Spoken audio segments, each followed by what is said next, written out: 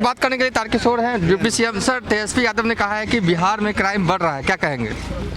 अब देखिए, तेजस्वी जी तो कुछ न कुछ उनको रोज बोलना है। अभी सरकार तो 1 महीना भी पूरा नहीं की है और उनका लगातार बोलना जारी है। सदन के भीतर भी बोलते हैं, सदन के बाहर भी बोलते हैं। लेकिन हम लोग काम किए हैं और आगे भी काम करेंगे और फिर हमारा काम बताएगा कि उनकी जो बातें हैं।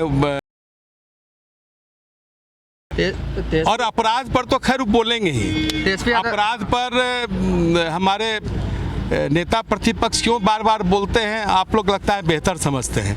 2005 के पहले की उनके सरकार को देखा है और उन्होंने सिर्फ, उनके दिमाग में सिर्फ अपराध ही रहता है, वो विकास की बात कर ही नहीं सकते हैं।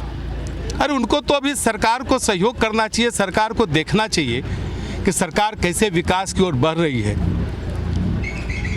अभी तो एक स्वस्थ परंपरा जो लोकतंत्र की रही है और हम लोग जनादेश पर सरकार पर हैं, कोई उनके मेहरबानी से थोड़े हैं।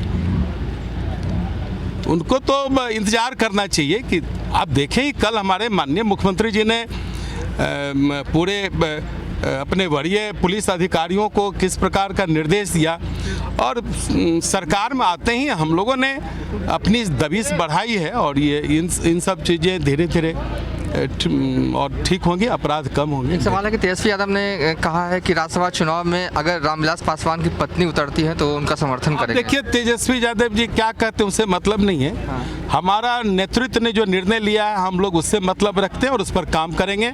और हमारे जो उम्मीदवार हैं, माननीय श्री सुशील कुमार मोदी जी उम्मीदवार है, वो राज्यसभा में जाएंगे। आखिरी सवाल की चिराग पासवान ने कहा है कि मध्यावधि चुनाव होंगे बिहार में, तैयार रहिए। पासवान जी को तो अपने दल को देखना चाहिए। वो राजनीतिक जीवन में आए हैं, नौजवान हैं, कैसे उनके पिताजी कितना बेहतर ढंग से एनडीए के सहयोगी रहे, उनको अपने पिताजी का अनुसरण करना चाहिए। इन चीज़ों से उनको बचना चाहिए।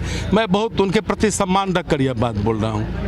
चलिए, थे बिहार के डिप्टी सीएम तारकिशोर प्रसाद, जिनका साफ तौर पे कहना है कि तेजस्वी यादव जिस तरीके से ट्वीट के माध्यम से बिहार में लॉ एंड ऑर्डर को लेकर घेर रहे हैं, दरअसल इसे काउंटर करते हुए डिप्टी सीएम ने कहा कि तेजस्वी यादव के दिमाग में जो है वो अपराध ही रहता है। साथ ही जब हमने उनसे चिराग पासवान को लेकर सवाल किया कि चिराग पासवान ने कहा है कि बिहार में मध्यावधि चुनाव होने हैं, तो इसका जवाब देते हुए तारकिशोर ने कहा कि चिराग को इन सब बातों पर ध्यान नहीं देना चाहिए, उन्हें अपने पिता रामविलास पासवान का अनुसरण करना चाहिए। फिलहाल अभी तक के लिए इतना ही। आप देखते रहिए न्यूज़ फॉर नेशन।